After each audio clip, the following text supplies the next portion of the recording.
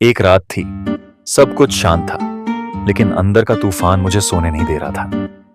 बेइज्जती का वो एक पल मेरे दिमाग में बार बार चल रहा था। शायद आपने भी कभी ये महसूस किया हो, जब कोई आपको नीचा दिखाता है, आपका मजाक उड़ाता है, तो लगता है जैसे दुनिया खत्म हो गई है। लेकिन आज मैं आपको एक बात समझाना चाहता हूं, अपमान एक तोहफा है। अगर आप इसे सही तरीके से संभालना सीख लें, तो ये आपकी जिंदगी बदल देगा। चलिए इस सफर पर चलते हैं और समझते हैं अपमान के बाद खुद को संभालने के 5 प्रोफेशनल तरीके। 1. चुप रहना। स्ट्रैटेजी है, बेइज्जती के समय चुप रहना बहुत कठिन लगता है। हमारा पहला स्वाभाविक रिएक्शन होता है गुस्सा करना या पलटकर जवाब देना। लेकिन सच्चाई यह है कि बेइज्जती का सामना करते वक्त चुप रहना केवल एक व्यवहार नहीं, बल्कि एक रणनीति है। यह न केवल आपको मानसिक शांति देता है, बल्कि आपको अपनी ऊर्जा व्यर्थ की बातों पर खर्च करने से भी रोकता है। कल्पना कीजिए, आप एक कमरे में हैं जहां हर कोई चिल्ला रहा है, कोई आपका मजाक उड़ा रहा है, कोई ताने मार रहा है। अब आप क्या करेंगे? अगर आप चिल्लाते हैं तो आप भी उस भीड़ का हिस्सा बन जाते हैं। लेकिन अगर आप चुप रहते हैं तो आपकी चुप्पी ही आपको भीड़ से अलग करती है। यही चुप्पी आपको अपनी गरिमा बनाए रखने में मदद करती है। महात्मा गांधी का उदाहरण। महात्मा गांधी से एक बार किसी ने पूछा, आप लोगों के अपमान को कैसे संभालते हैं? गांधी जी ने मुस्कुराते हुए जवाब दिया, अगर कोई मुझे तोहफा देना चाहे और मैं उसे स्वीकार न करूं, तो वह तोहफा कहां जाएगा? वैसे ही अगर कोई मुझे अपमानित करने की कोशिश करे और मैं इसे स्वीकार न करूं, तो अपमान भी वहीं रह जाएगा। गांधी जी का यह दृष्टिकोण सिखाता है कि अपमान को तभी ताकत मिलती है जब आप उसे अपने अंदर जगह देते हैं। चुप्पी की ताकत चुप रहना कमजोरी नहीं, बल्कि एक ताकत है। जब आप चुप रहते हैं, आपका आत्मनियंत्रण मजबूत होता है। आप अपने इमोशंस पर काबू पाते हैं। सामने वाला कमजोर पड़ जाता है, उसकी कोशिश होती है कि वह आपको परेशान करे, लेकिन आपकी चुप्पी उसकी कोशिशों को विफल कर देती है। आप अपना ध्यान बचाते हैं। आप व्यर्थ की बहस में उलझने के बजाय अपनी ऊर्जा को सही दिशा में लगाते हैं। चुप रहना क्यों जरूरी है? दूसरों को नियंत्रित नहीं किया जा सकता। लोग क्या कहते हैं, इस पर आपका नियंत्रण नहीं है। लेकिन आप कैसे प्रतिक्रिया देते हैं, यह पूरी तरह आपके हाथ में है। नेगेटिविटी का असर कम होता है। जब आप चुप रहते हैं, तो आप सामने वाले की नकारात्मकता को खुद पर हावी नहीं होने देते। समय और ऊर्जा की बचत होती है। पलटकर जवाब देने में वक्त और दिमाग दोनों बर्बाद होता है। चुप रहकर आप इन दोनों को बचा सकते हैं। कैसे चुप्पी को अपनाएं? सांस लें और शांत रहें। गुस्से में प्रतिक्रिया देने से पहले खुद को कुछ सेकंड का समय दें। मन में सोचें, यह मेरा अपमान नहीं। जैसे गांधी जी ने कहा, अपमान तभी असर करता है जब आप उसे स्वीकार करते हैं। सचेत रहें। समझें कि सामने वाला व्यक्ति सिर्फ आपको परेशान करना चाहता है। चुप रहकर उसे अपने इरादे में सफल न होने दें। चुप रहना केवल एक रणनीति नहीं, बल्कि एक जीवन जीने का तरीका है। यह आपको मानसिक शांति देता है और आपको यह सिखाता है कि हर किसी की बात का जवाब देना जरूरी नहीं है। याद रखें, कभी कभी चुप रहना ही सबसे बड़ी जीत होती है। आपकी चुप्पी ही आपकी गरिमा है। 2. रिएक्शन नहीं, एक्शन पर ध्यान दें। अपमान का सामना करते समय हमारा सबसे पहला स्वाभाविक रिएक्शन होता है पलटकर जवाब देना। यह गुस्से या चोट की प्रतिक्रिया होती है। लेकिन क्या आपने सोचा है कि इससे हासिल क्या होता है? पलटकर जवाब देने से सामने वाला व्यक्ति शांत नहीं होता, बल्कि बहस और बढ़ जाती है। यही वजह है कि प्रोफेशनल और सफल लोगों की दुनिया में प्रतिक्रिया देने के बजाय कार्रवाई पर ध्यान दिया जाता है। प्रतिक्रिया क्यों नुकसानदायक है? जब हम अपमान पर प्रतिक्रिया देते हैं, तो हम अपनी ऊर्जा बेकार की बातों पर खर्च करते हैं। सामने वाले को और मजबूत बना देते हैं। वह समझता है कि उसने हमें चोट पहुंचाने में सफलता पाई। हम खुद को नेगेटिविटी के चक्र में उलझा लेते हैं। लेकिन अगर आप प्रतिक्रिया न देकर अपने काम पर ध्यान केंद्रित करते हैं, तो आप सामने वाले को बिना कुछ कहे जवाब दे सकते हैं। सचिन तेंदुलकर की कहानी। सचिन तेंदुलकर को उनके शुरुआती दिनों में कई बार नीचा दिखाया गया। एक बार किसी ने कहा, तुम में न कद है, न ताकत और न ही टैलेंट। तुम कभी सफल नहीं हो सकते। उस वक्त सचिन ने जवाब देने के बजाय चुपचाप अपने खेल पर ध्यान केंद्रित किया। उन्होंने अपनी प्रैक्टिस का समय दोगुना कर दिया। वह हर रोज अपने शॉट्स को बेहतर बनाने में जुट गए। नतीजा यह हुआ कि सचिन तेंदुलकर सिर्फ एक नाम नहीं बल्कि एक प्रेरणा बन गए। वह दुनिया के सबसे महान क्रिकेटरों में से एक हैं। कार्रवाई का महत्व, जब आप कार्रवाई करते हैं, आपकी सफलता खुद जवाब बन जाती है। लोग आपकी मेहनत और उपलब्धियों का सम्मान करने लगते हैं। आपका ध्यान सही दिशा में लगा रहता है। एक उदाहरण, कल्पना कीजिए आप एक प्रोजेक्ट में कड़ी मेहनत कर रहे हैं और कोई आपका मजाक उड़ाता है। आप गुस्से में आकर उससे बहस कर सकते हैं, या फिर आप अपने प्रोजेक्ट को इतना अच्छा बना सकते हैं कि वही व्यक्ति आपकी तारीफ करे। कार्रवाई पर ध्यान कैसे दें? गुस्से को ईंधन बनाएं, अपमान को अपना मोटिवेशन बनाएं। यह सोचें, मैं अपनी मेहनत से इन सभी को गलत साबित कर दूंगा। अपनी स्किल्स पर काम करें, अपने काम और हुनर को बेहतर बनाते रहें। ध्यान हटाएं, अपमान को अपने दिल और दिमाग से निकालें। अपनी ऊर्जा को उपयोगी चीजों में लगाएं। लक्ष्य पर फोकस करें, अपने सपनों और लक्ष्यों पर ध्यान दें। सचिन तेंदुलकर का उदाहरण हमें यह सिखाता है कि अपमान का सबसे बेहतरीन जवाब आपकी मेहनत और सफलता है। प्रतिक्रिया देने से बेहतर है कि अपने काम को इतना प्रभावशाली बनाएं कि लोग आपके नाम का मजाक नहीं बल्कि तारीफ करें। याद रखें, बोलने वाले बोलते रहेंगे, लेकिन जब आप चुपचाप अपने काम में जुटे रहते हैं और अपने लक्ष्य को हासिल करते हैं, तो वही लोग एक दिन आपकी मिसाल देंगे। प्रतिक्रिया केवल पल भर का समाधान है, लेकिन कार्रवाई आपकी जिंदगी बदल सकती है। अगली बार जब कोई आपको नीचा दिखाने की कोशिश करे, तो उसे अपने काम से जवाब दें। यही सबसे प्रभावशाली तरीका है। 3. शीशे में देखें। लोगों की बातों में नहीं, बेइज्जती का अनुभव हमें अंदर से तोड़ सकता है। हमें लगता है कि हर कोई हमारी कमजोरियों पर हंस रहा है। यह भावना हमें खुद पर शक करने पर मजबूर करती है। लेकिन सच्चाई यह है कि लोग उतना ही हंसते हैं जितना आप उन्हें अपने ऊपर हंसने की जगह देते हैं। इसीलिए जब भी आपको लगे कि लोग आपकी आलोचना कर रहे हैं, तो सबसे पहले अपने आप को शीशे में देखें और खुद से पूछें, क्या मैं सच में इतना कमजोर हूं जितना ये लोग कह रहे हैं? लोगों की बातों का असर क्यों होता है? जब कोई आपकी बेइज्जती करता है, तो आपका आत्मविश्वास तुरंत गिरने लगता है। आप दूसरों की राय को सच मान लेते हैं। आप अपनी क्षमताओं पर सवाल उठाने लगते हैं। आप खुद को उनके नजरिए से देखने लगते हैं। लेकिन यह समझना जरूरी है कि लोग वही कहते हैं जो उन्हें कहना है। उनकी बातों का आप पर असर तभी होगा जब आप उन्हें अपने मन में जगह देंगे। स्टीव जॉब्स की कहानी, स्टीव जॉब्स का जीवन हमें सिखाता है कि दूसरों की आलोचना का जवाब कैसे देना चाहिए।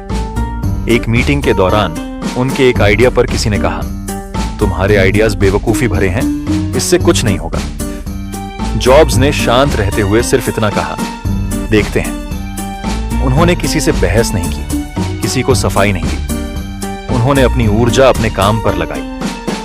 कुछ सालों बाद वही बेवकूफी भरे आइडिया ने आईफोन को दुनिया का सबसे पॉपुलर प्रोडक्ट बना दिया। सीख, स्टीव जॉब्स ने कभी खुद को लोगों की नजरों से नहीं देखा। उन्होंने अपनी क्षमता पर विश्वास रखा और अपनी आलोचनाओं को प्रेरणा में बदल दिया। खुद को शीशे में देखने का मतलब क्या है? अपनी पहचान को समझें। आप कौन हैं, यह लोग नहीं, आप खुद तय करते हैं। अपनी क्षमताओं पर विश्वास रखें। दूसरों की राय को अपनी सीमाएं न बनने दें। स्वयं को प्रेरित करें। जब भी आप कमजोर महसूस करें, खुद को याद दिलाएं कि आपने अब तक क्या हासिल किया है। लोगों की बातों में क्यों न फंसें। लोग हमेशा कुछ न कुछ कहेंगे, यह जीवन का नियम है। आप कुछ भी करें, आलोचना से बच नहीं सकते। आपकी जिंदगी आपकी है। लोग सिर्फ देख रहे हैं, जीना आपको है। समय के साथ बातें बदलती हैं। आज जो लोग आपका मजाक उड़ा रहे हैं, वे कल आपकी तारीफ भी करेंगे। खुद को कैसे देखें? रोजाना अपने आप से बात करें। अपनी खूबियों और कमजोरियों को पहचानें। लक्ष्य पर ध्यान दें। यह सोचें कि आप किसके लिए काम कर रहे हैं, लोगों के लिए या अपने सपनों के लिए। नेगेटिविटी को अनदेखा करें। जैसे स्टीव जॉब्स ने किया, वैसे ही अपनी ऊर्जा सिर्फ अपने काम में लगाएं। लोगों की बातों में फंसना बंद करें और अपनी सच्चाई को पहचानें। याद रखें, जो लोग आज आपकी आलोचना कर रहे हैं वे शायद खुद आपके जैसा बनने का सपना देख रहे हैं। लोगों की नजरों से अपनी पहचान मत बनाइए। खुद को शीशे में देखिए, क्योंकि सच्ची तस्वीर वही दिखाता है। दूसरों की राय से खुद को कमजोर मत बनने दें। आप वही हैं जो आप खुद को मानते हैं। 4, अपने दर्द को फ्यूल बनाएं। दर्द, चाहे वह अपमान का हो, असफलता का हो या संघर्ष का, यह हमारी जिंदगी में सबसे बड़ा शिक्षक बन सकता है, लेकिन केवल तब जब हम इसे सही दिशा में इस्तेमाल करें। दर्द को बोझ के रूप में देखने की बजाय इसे अपने जीवन की प्रेरणा और ईंधन बनाएं। यही वह तरीका है जिससे आप अपनी कमजोरियों को ताकत में बदल सकते हैं। दर्द को क्यों अपनाएं? दर्द को अपनाने का मतलब यह नहीं कि आप इसे सहन करें और चुप बैठें। इसका मतलब है इसे अपने सपनों को हासिल करने के लिए इस्तेमाल करना। दर्द आपके अंदर छुपी ताकत को जगाता है। यह आपको आपके कंफर्ट जोन से बाहर निकालता है। आपको यह याद दिलाता है कि आप बेहतर करने के लिए बने हैं। एक लड़का था जो बचपन से ही फुटबॉल खेलता था। उसका सपना था कि वह किसी बड़े क्लब का हिस्सा बने, लेकिन उसके पास उचित कोचिंग नहीं थी और लोग उसका मजाक उड़ाते थे। कहते थे कि वह कभी अच्छा खिलाड़ी नहीं बन सकता। हर बार जब वह मैदान में हारता तो दर्द महसूस करता, लेकिन उसने इसे अपनी ताकत बनाने का फैसला किया। वह रोज 6 घंटे फुटबॉल की प्रैक्टिस करता, जब तक वह थककर चूर नहीं हो जाता। उसे सफलता मिलने में समय लगा, लेकिन उसने हार नहीं मानी। कुछ सालों बाद वही लड़का एक बड़ा क्लब ज्वाइन करता है और जल्द ही अपने देश का सबसे अच्छा फुटबॉल खिलाड़ी बन जाता है। ये कहानी हमें यह सिखाती है कि जब लोग हमें नीचे गिराने की कोशिश करें तो हमें अपनी मेहनत और समर्पण से उनका जवाब देना चाहिए। अपने दर्द को प्रैक्टिस और मेहनत में बदलें। जब भी कोई आपको नीचा दिखाए, उसे अपने बढ़ते हुए कौशल से चुप करवा दें। अपने सपनों की ओर पूरी ताकत से बढ़ें। दर्द को अपने लक्ष्य की ओर मोड़ें। इस कहानी से हमें यह सीख मिलती है कि लोग आपको नीचा दिखाने की कोशिश करेंगे, लेकिन आपका सबसे बड़ा जवाब यह होगा कि आप अपनी स्किल्स को इतना निखार लें कि लोग आपको केवल सराहें। दर्द को दबाएं नहीं, उसे दिशा दें। आपके पास जो कमी है उसे अपनी सबसे बड़ी ताकत में बदलें। अपनी मेहनत को दोगुना कर दें। दर्द को ईंधन की तरह इस्तेमाल कैसे करें? दर्द को स्वीकार करें। इसे दबाने की बजाय इसे महसूस करें और समझें कि यह आपकी ताकत बन सकता है। एक्शन लें। दर्द को महसूस करने के बाद खुद से सवाल करें, मैं इसे कैसे बदल सकता हूं? मोटिवेशन बनाएं। अपमान को मोटिवेशन के रूप में लें। हर बार जब कोई आपका मजाक उड़ाए तो सोचें, मुझे इन्हें गलत साबित करना है। कठिन परिश्रम करें। अपनी कमजोरी को खत्म करने के लिए रोजाना मेहनत करें।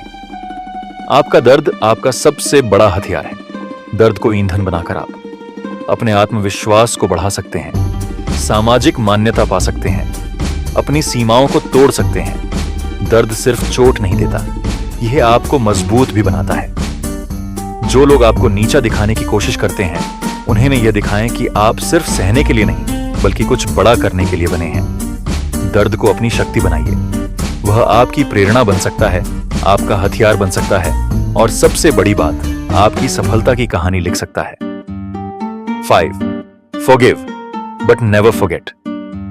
माफ करना सिर्फ एक गुण नहीं, बल्कि एक कला है। यह आपकी मानसिक शांति और आपकी सफलता के लिए बेहद जरूरी है। माफ करना आपको नेगेटिविटी से आजाद करता है, लेकिन भूलना एक बड़ी गलती हो सकती है।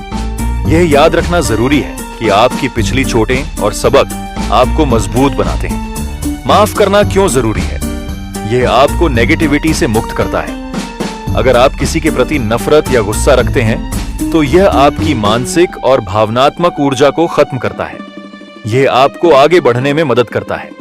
जब आप माफ करते हैं, तो आप अपना ध्यान उन चीजों पर केंद्रित कर सकते हैं जो आपकी जिंदगी में मायने रखती हैं। यह आपको एक बेहतर इंसान बनाता है। माफ करने से आपकी सोच में परिपक्वता आती है और आप दूसरों के नजरिए को समझने लगते हैं। नेल्सन मंडेला की कहानी। नेल्सन मंडेला ने अपनी जिंदगी के 27 साल जेल में बिताए। उन्हें सिर्फ इसलिए कैद किया गया क्योंकि वह समानता और न्याय के लिए आवाज उठा रहे थे। जब वह जेल से बाहर आए तो उनसे पूछा गया, आप इन लोगों से नफरत क्यों नहीं करते? जिन्होंने आपको इतने सालों तक कैद रखा। मंडेला ने मुस्कुराते हुए जवाब दिया, अगर मैंने उन्हें माफ नहीं किया तो मैं हमेशा एक कैदी बनकर रहूंगा। यह बात हमें यह सिखाती है कि माफ करना आपको आजादी देता है। नफरत और गुस्से से आप खुद को ही कैद में रखते हैं। लेकिन भूले नहीं, माफ करना यह नहीं है कि आप भूल जाएं कि आपके साथ क्या हुआ। अपनी सीख को याद रखें। जो लोग आपके साथ गलत करते हैं उनसे दूरी बनाएं और उनसे मिले सबक को अपनी जिंदगी में लागू करें। भूलने से दोबारा चोट लग सकती है।